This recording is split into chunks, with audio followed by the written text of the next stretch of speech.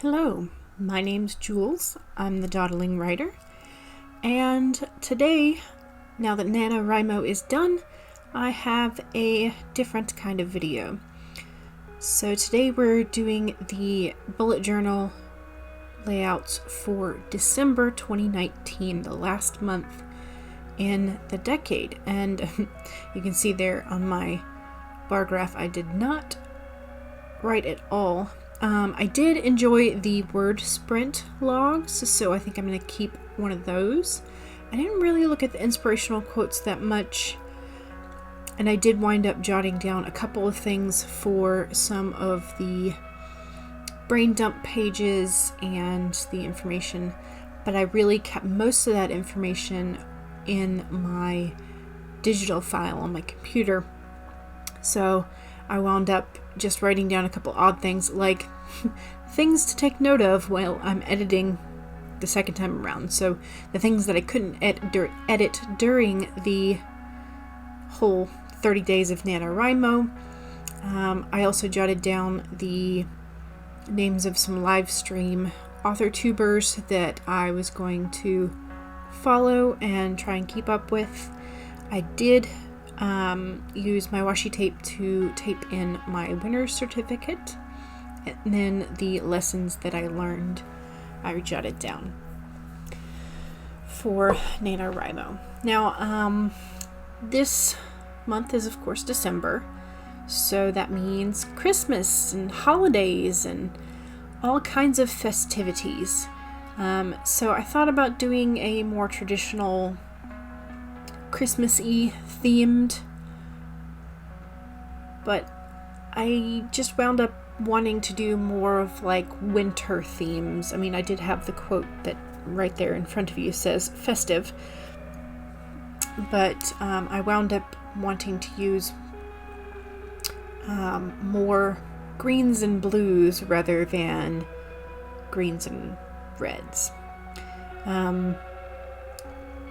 So I tried using some of the Tombow dual brush tip pens again, and I wound up not really caring for the way that the blue on the bottom did. I thought it was too light, so I wound up using a zebra mild liner to sort of make it turn a little bit more purple rather than blue, and then I wound up still not really caring for that, so I wound up going back with an actual more like magenta kind of purple Tombow marker, and so you'll see that in just a moment. But now that NaNoWriMo is done, today is December 1st, so I did not do this spread ahead of time, like I probably should have done, but I still wanted to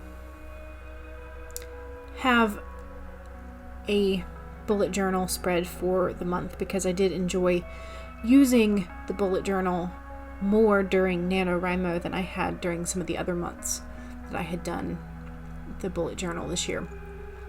So I wanted to sort of keep some of the things that I had enjoyed from November and sort of bring that forward.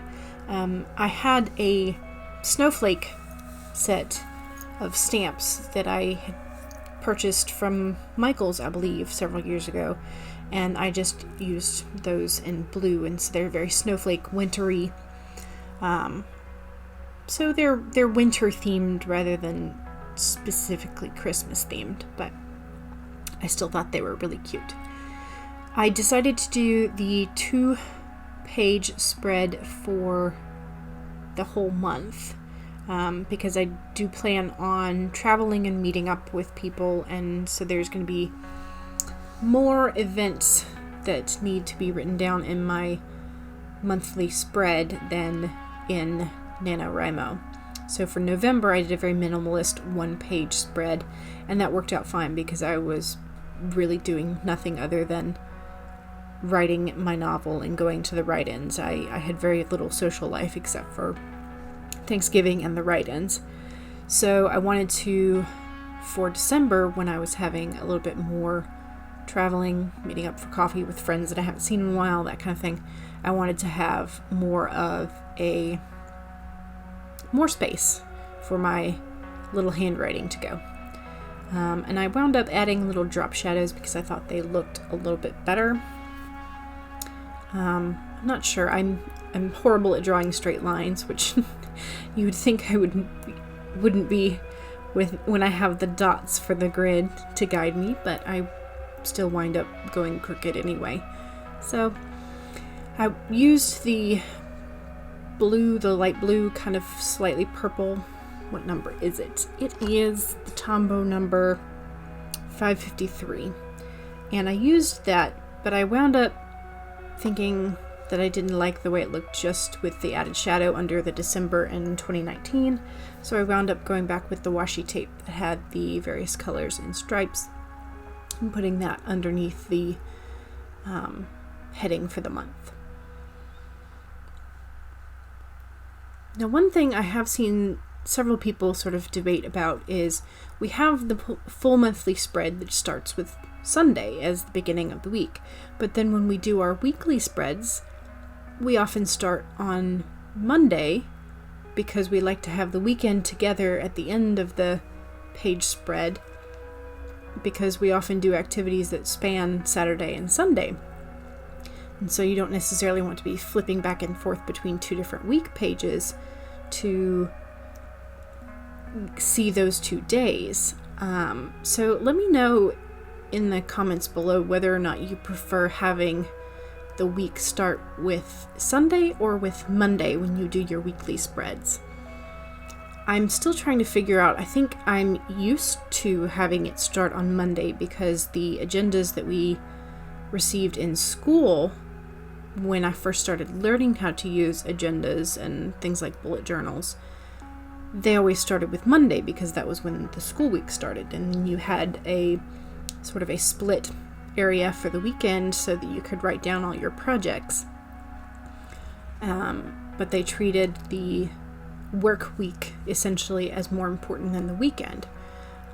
So let me know if you like the weekly spreads starting with Sunday or with Monday. The next page I had were my monthly goals, and I split that into 3 different goals. I have my writing goals, my goals for my AuthorTube, my YouTube channel, and then my personal goals.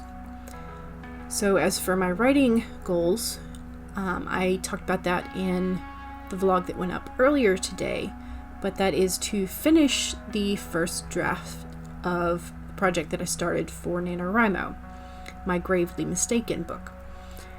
Because I got about probably 2/3 of the way through the draft when I reached the 50,000 word mark on the very last day possible, but I did not complete my draft. So I wanted to complete my draft. So that's going to happen in December, and then I'll begin my editing.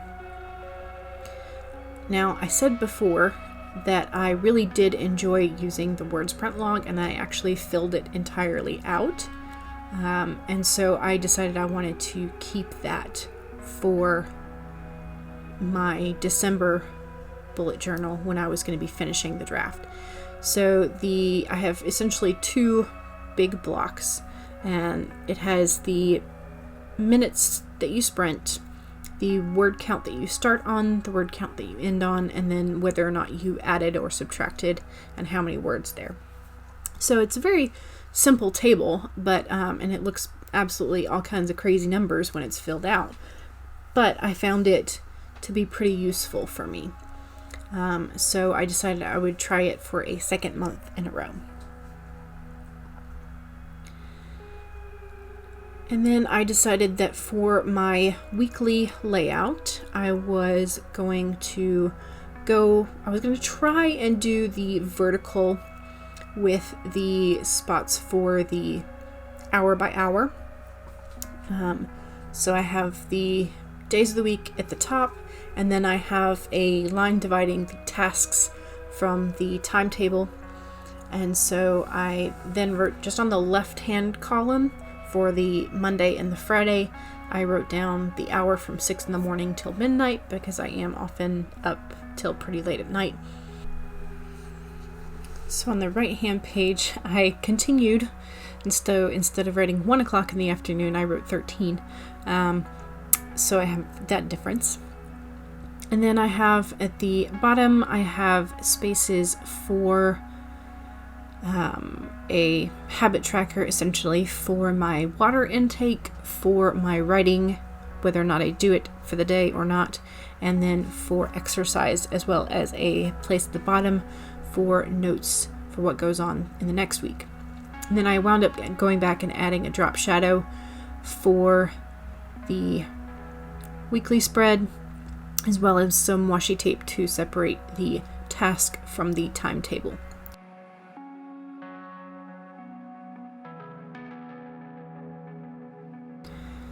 The next double page spread I have is dealing with my writing again, because I am probably going to be using that same weekly spread layout for the rest of the month.